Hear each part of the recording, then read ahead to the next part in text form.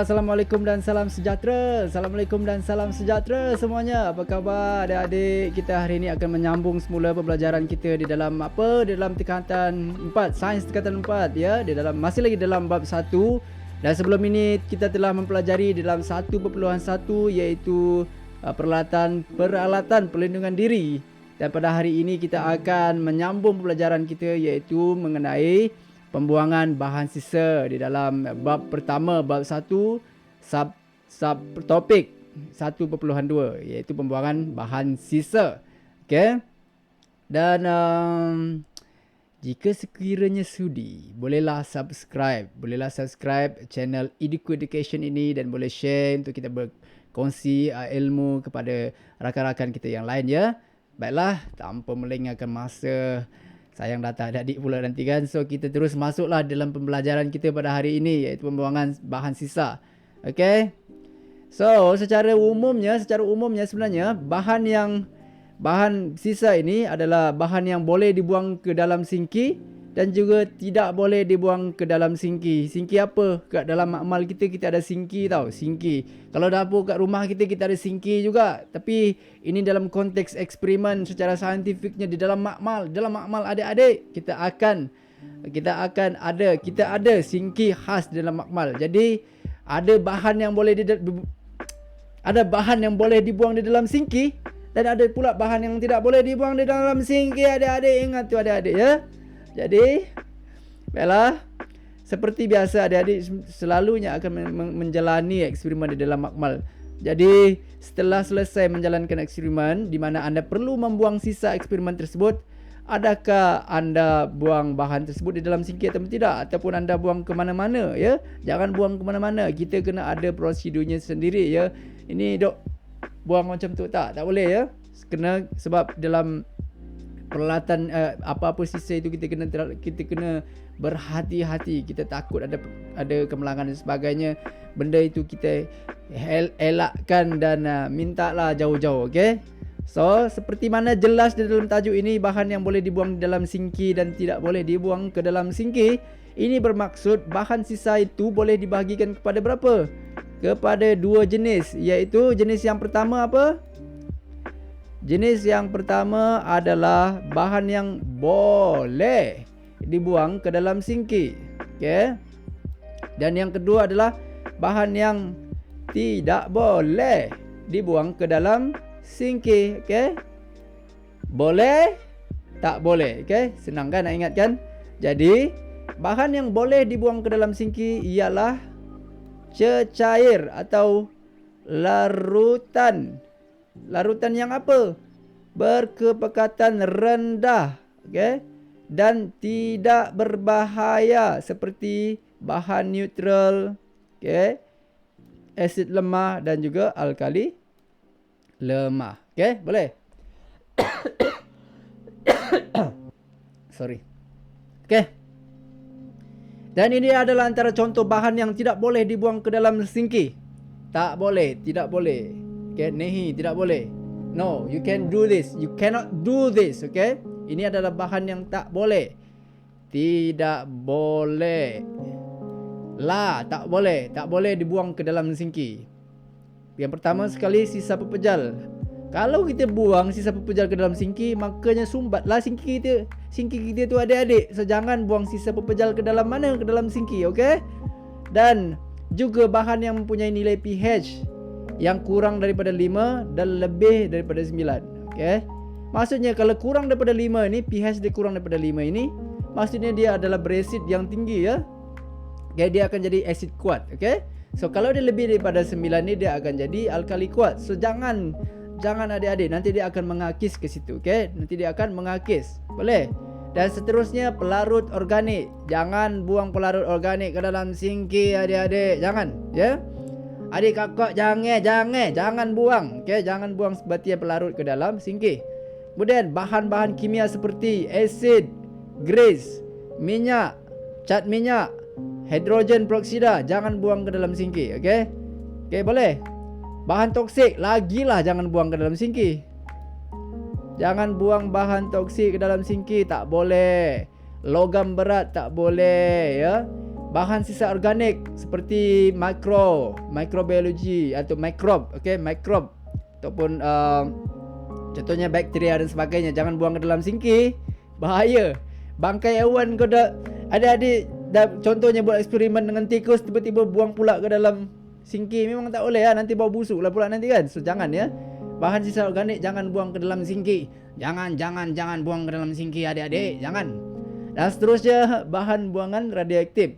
Ini lagilah bahaya ya, jangan buang ke dalam sinki. Bahan-bahan meruap pun jangan buang ke dalam sinki. Bahan-bahan reaktif jangan buang ke dalam sinki, okey?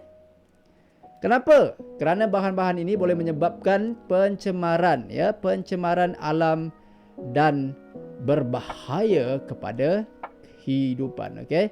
Kenapa kita tak boleh buang bahan-bahan ini ke dalam sinki? Kerana pencemaran alam dan berbahaya kepada hidupan. Okey, boleh? Boleh ya? So, aktiviti ni adik-adik boleh jalankan dengan kawan-kawan ya. Mencari kesan pembuangan bahan yang tidak boleh dibuang dalam sinki. Jalankan secara berkumpulan ya. Cari kesan pembuangan bahan-bahan berikut ke dalam sinki, sisa pejal dan sebagainya. Okey, gunakan sumber internet. Ya, sekarang dah ada internet, ataupun pergi ke library atau perpustakaan untuk mendapatkan maklumat. Bentangkan hasil perbincangan anda dalam kelas. Okey, ini ikut kreativiti adik-adik lah. Mungkin adik-adik boleh berbincang dengan kawan-kawan dan tunjukkan kepada guru-guru adik-adik. Di mana pun adik-adik berada, kita doakan adik-adik semua berjaya, cemerlang, gemilang. Okey, boleh? Boleh ya? Yang seterusnya, mengurus bahan sisa biologi ya. Sini ada kartun contohnya ya. Cikgu bacakan kartun ni. Okey. So untuk membacakan kartun ni, cikgu sembunyikan wajah cikgu sekejap boleh ya. Oh, hilang dah cikgu. Mengurus bahan biologi. So sini ada cikgu, seorang cikgu wanita lah. Apa yang anda buang tu? Bukan semua bahan sisa biologi boleh dibuang ke dalam sinki atau bakul sampah di dalam makmal tau. Jadi dia pun pelajar ni pun cakap pula, betul ke cikgu? Bagaimana cara menguruskan bahan sisa biologi? Dia tanya. Kemudian cikgu tu jawab, bahan sisa biologi diuruskan dengan menggunakan prosedur operasi standard ataupun POS ya. Mari kita lihat jenis bahan sisa biologi dan POS ataupun POS ni apa? Prosedur operasi standard untuk menguruskannya. Okey? Gitulah tadi kartun tu cakap macam tu lah kan, lebih kurang tadi. So bagus ya, buku teks sekarang sangat-sangat bagus, banyak grafik dan juga kartun macam ni. Okay? Jadi ini galeri sains lah ya. Bahan sisa biologi merangkumi bahan buangan biologi yang boleh menimbulkan kemudaratan atau bahaya biologi. Jadi bahan sisa biologi ini termasuklah bahan kumuhan, tisu, bangkai, medium kultur, bekas plastik, kaca dan juga sarung tangan. Ini ya pengetahuan tambahan untuk kita semua ya. Okey. Tapi tadi kita ikut apa cikgu nak cakapkan dalam kartun dia cakap, bahan sisa biologi diuruskan dengan menggunakan prosedur operasi standard POS. Bukan POS Malaysia ya, POS, prosedur operasi standard. Kalau dalam English dia SOP lah ya, Standard Operation Procedure, SOP. Kalau dalam bahasa Melayunya prosedur operasi standard ataupun POS ya. Ini akhir-akhir ni kita selalu dengar ni SOP sebab sekarang ni pandemik kan. So di dalam untuk kita menghandle pula sorry ya, untuk kita mengendalikan ataupun mengurus sisa-sisa biologi pun kita ada SOP ataupun POS, prosedur operasi standardnya itu sendiri. Okey, jadi di sini dijelaskan di dalam jadual ini dengan sejelas-jelasnya ya, dijelaskan dalam jadual ini ya. So cikgu besarkan sikit lah, nanti kecil. Alah sorry, besar sangat. Okey ya, sorry, besar sikit sebab dia kecil sangat. Cukup besarkan sikit ya, sorry ya. Okey, nampak kan? InsyaAllah nampak kan? Jadi prosedur operasi standard ataupun POS ini adalah prosedur operasi standard ataupun POS ini, pelepasan bahan sisa biologi ialah apa? Ialah prosedur yang digunakan bagi tujuan apa? Mengurus pelepasan sisa biologi Di mana? Di makmal. Cikgu ulang lagi ya. POS ataupun prosedur operasi standard ini merupakan pelupusan bahan sisa biologi, iaitu prosedur yang digunakan bagi apa? Bagi tujuannya apa? Untuk apa? Untuk menguruskan pelupusan sisa biologi. Di mana? Di makmal. Okey. Dan sebenarnya bahan-bahan kita itu ataupun bahan ataupun sisa itu dia ada beberapa kategori ya. Kita pergi kepada kategori A terlebih dahulu ya. Kategori A. Okey, kategori A. Kategori A ini adalah jenis bahan sisa biologi yang apa? Peralatan tajam. Contohnya picagari ya, picagari yang untuk jarum apa semua tu kan. So, picagari, kemudian jarum. Okey, bilah, scalpel, okey. Okey, cikgu ulang sekali lagi. Kategori A, jenis bahan sisa biologinya adalah peralatan tajam, termasuklah picagari, jarum, bilah dan juga scalpel. Jadi bagaimana sisa biologi seumpama kategori A ini diurus? Okey. Ia dimasukkan di dalam bekas khas, okey. Masukkan ke dalam bekas khas. Bekas khas iaitu bekas sisa tajam, ya, bekas sisa tajam.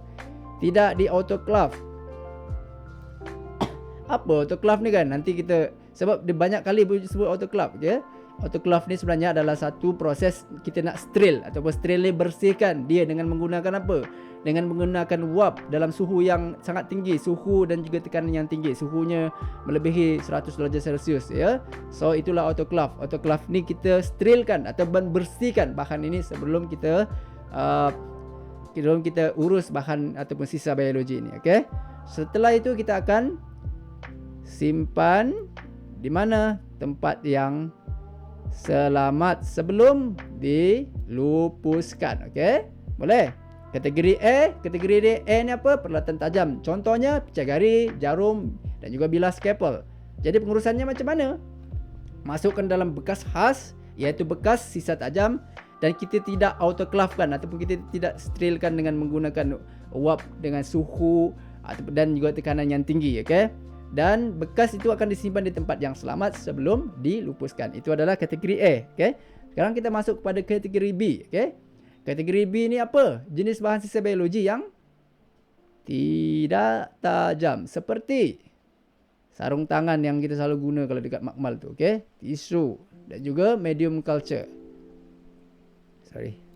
Dan juga medium kultur, okey. Kultur ya, dalam Inggeris ni culture lah. Medium kultur. Sarung tangan, tisu dan juga medium kultur ya. Kalau melibatkan bahan-bahan mikrobiologi, kalau melibatkan mikrob ataupun yang melibatkan mikrobiologi, okey. So, cikgu ulang lagi, kategori B, pepejal tidak tajam, sarung tangan, seperti sarung tangan, tisu dan juga medium kultur, okey. Jadi bagaimanakah kategori B, iaitu pepejal tidak tajam seperti sarung tangan, tisu dan juga medium kultur ini diuruskan, ya? Okey, pertama sekali bungkus dan masukkan dalam beg plastik, okey. Bungkus dan masukkan ke dalam apa? Ke dalam beg plastik. Beg plastik apa? Biobahaya ataupun dalam Inggeris dia kita selalu nampak biohazard lah. So, bungkus dan masukkan dalam beg plastik biobahaya dan ianya di autoclave ataupun di steril secara wap ya, dengan suhu yang tinggi dan juga tekanan yang tinggi. Dan kita masukkan ke mana? Kita masukkan ke dalam tong biobahaya ataupun biohazard. Okey, boleh nampak? Itu adalah kategori B. So, kita masuk kepada kategori bahan sisa kategori C. Okey, termasuklah bangkai dan juga organ. Kadang-kadang kita nak buat eksperimen dengan menggunakan apa, tikus ataupun haiwan-haiwan katak dan sebagainya ya. So, takkan kita nak buang merata-rata, tak boleh ya. So, itulah contohnya ya. Kategori C bahan bangkai ataupun organ, okey. Kategori C iaitu jenis bahan sisa biologi seperti bangkai dan juga organ. Contohnya hewan makmal dan juga hewan uji kaji ya. Okey. Macam mana? Bagaimanakah pengurusan sisa biologinya? Pertama sekali dia akan dibalut, okey,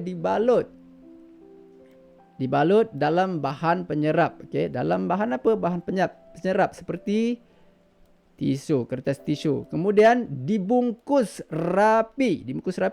Di dalam apa? Di dalam beg plastik biobahaya juga, ataupun biohazard. Dan kita akan sejuk bekukan terlebih dahulu sebelum dilupuskan. Boleh ya? Nampak kan? So, kategori C ni apa? Jenis bahan sisa biologi seperti bangkai dan juga organ. Contohnya haiwan makmal ataupun haiwan uji kaji. Okey, bagaimana diurus? Dibalut dalam bahan penyerap seperti kertas tisu, kemudian dibungkus rapi dalam beg plastik biohazard ataupun biobahaya dan disejuk bekukan sebelum dilupuskan. Okey. Kita seterusnya pergi kepada kategori D. Apa kategori D ni? Kategori D ni adalah jenis bahan sisa biologi cecair. Okey, termasuklah darah dan juga serum. Okey. Bagaimana pula ianya diuruskan? Ianya dinyah kontaminasikan secara autoclave. Okey, secara autoclave. Tadi kan cikgu dah bagi tahu autoclave tu apa ya? Ya, steril dengan menggunakan suhu dan juga tekanan yang tinggi ya. Kemudian steril dengan menggunakan suhu dan juga tekanan tinggi dengan menggunakan uap ya.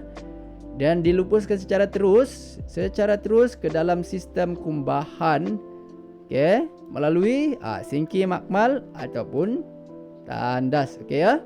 Boleh? Nampak kan? So, sekarang kategori bahan sisa tu ada berapa? Ada A, B, C, D. Ada 4 semua ya. Kalau A tu apa? Bulatan tajam. Kalau B, pepejal tidak tajam. Kalau C, kategori C, bangkai ataupun organ. Kategori D, cecair. Boleh ya? Nampak kan? Boleh? Okey. Okey, lakukan pengasingan sisa di punca yang betul. Kategori bahan sisa, kategori A, disimpan sementara yang di tempat yang selamat ya. Kalau kategori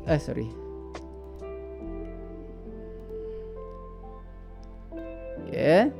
Kategori A, kalau kategori A disimpan sementara di tempat yang selamat. Kategori B dimasukkan ke dalam beg autoclave. Okey, kalis bocor ya, mesti kalis bocor. Okey.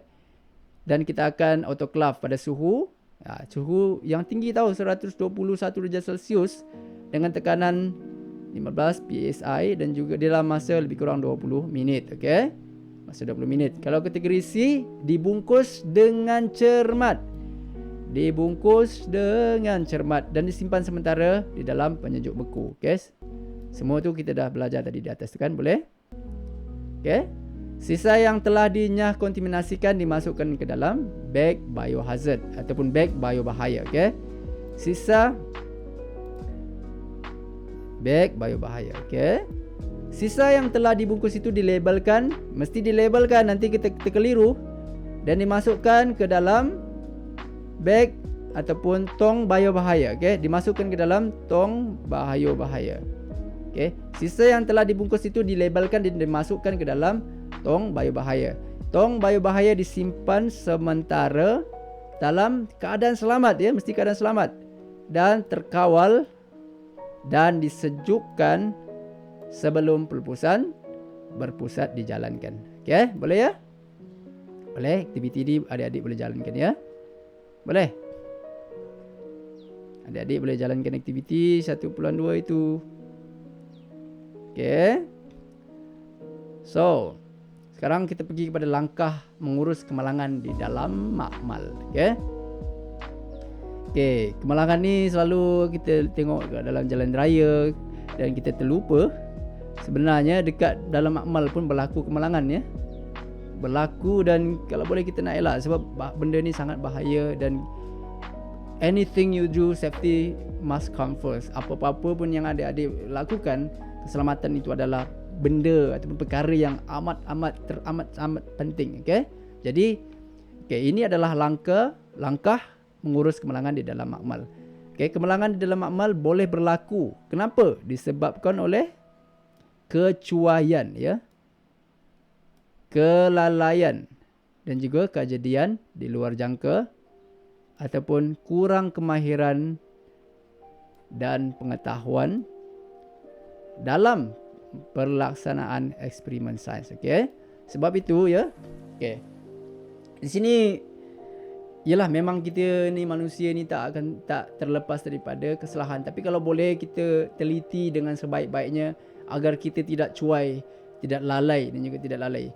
Walaupun kadang-kala kejadian itu berlaku di luar jangkaan kita, kita perlu menjangka apa yang akan berlaku jika kita buat begini dan kita buat begini. Kita perlu tahu kesannya.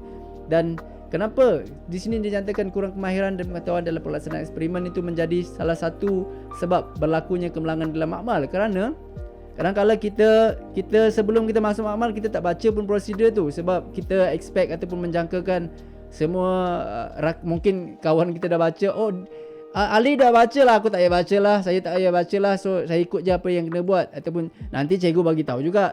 So no, tak, jangan macam tu ya adik-adik. Sebelum memulakan eksperimen dekat rumah ataupun sebelum menjalankan eksperimen, pastikan adik-adik baca prosedur semua dan langkah-langkah keselamatan di dalam melakukan suatu eksperimen itu. Barulah adik-adik melakukan eksperimen tersebut, supaya adik-adik betul-betul faham dengan eksperimen yang dijalankan. Boleh ya. Jadi semasa menjalankan eksperimen, rakan anda tertumpah sejenis bahan kimia atas meja. Apa yang perlu anda lakukan? Okey, apa yang perlu kita lakukan jika kita mengalami situasi yang sebegini? Okey, segera memberitahu guru, bagi tahu cikgu terus, bagi tahu cikgu. Okey. Segera memberitahu guru. Segera, suka cikgu tekankan segera, ataupun pembantu makmal. Segera memberitahu guru atau pembantu makmal. Boleh. Kemudian jadikan kawasan tertumpah sebagai kawasan larangan. Jangan pergi ke kawasan yang tertumpah bahan kimia tersebut. Kemudian sekat tumpahan daripada merebak. Sekat tumpahan daripada merebak dengan menggunakan apa? Dengan menggunakan pasir untuk membentuk sempadan. Kemudian kautkan tumpahan bahan kimia. Kemudian buang dengan selamat. Tapi nampak tak sini? Pertama sekali kita kena segera memberitahu guru ataupun pembantu makmal, kerana supaya benda ini dapat kita selesaikan dengan lebih baik. Boleh ya. Situasi yang kedua, termometer yang jatuh dan pecah akan mengakibatkan tumpahan merkuri. Tahukah anda? Cikgu terang lagi sekali ya. Termometer yang jatuh dan pecah akan mengakibatkan tumpahan merkuri. Sebab di dalam termometer tu ada apa? Ada merkuri. Jadi kalau termometer pecah, mestilah sudah pasti dia akan menumpahkan merkuri dalam itu. Jadi tahukah anda tentang bahayanya merkuri? Tahukah kita tentang bahayanya merkuri ini? Keracunan merkuri berlaku apabila seseorang tersentuh atau berlakunya resapan melalui kulit, dalam kuantiti tertentu. Jadi merkuri boleh menyerang sistem saraf, sistem saraf dan juga saluran pencernaan serta sistem pembiakan dan ginjal. Bayangkan, boleh menyerang sistem saraf tu adik-adik, bahaya. Oleh itu, cara mengendalikan merkuri dengan selamat sangat perlu dititik beratkan. Jadi, apa yang anda perlu lakukan jika berlakunya tumpahan merkuri di makmal sekolah anda? Apa? Pertama sekali, segera. Bukan segera je kita kena segera. Ini segera. Immediately, terus memberitahu siapa? Guru. Guru ataupun pembantu makmal. Kemudian jadikan kawasan tumpahan sama juga macam bahan kimia tadi, sebagai kawasan larangan. Jadikan kawasan tumpahan sebagai kawasan larangan dan taburkan serbuk sulfur untuk menutupi tumpahan. Kemudian hubungi jabatan bomba. Boleh ya? Boleh. Cikgu adik-adik, cikgu harap adik-adik dapat memahami perkara yang kita pelajari pada hari ini. Bab pertama 1.2 mulai bab 1 di dalam 1.2 iaitu mengenai pembuangan bahan sisa. Boleh? Jadi cikgu rasa sampai di sini saja pada hari ini. InsyaAllah kita akan teruskan juga masih lagi di dalam bab pertama, di dalam subtopik 1.3 mengenai pemadam pembakaran. Baiklah adik-adik mungkin boleh bersedia untuk kita akan bakal meneruskan kelas yang seterusnya kemudian. Okay, baiklah, all the best to you guys, untuk adik-adik. Semoga berjaya dan jangan lupa tekan butang subscribe jika sudi, dan sekiranya sudi juga untuk share dan like ya, untuk kita sama-sama berkongsi dengan rakan-rakan yang lain. Baiklah, assalamualaikum dan salam sejahtera.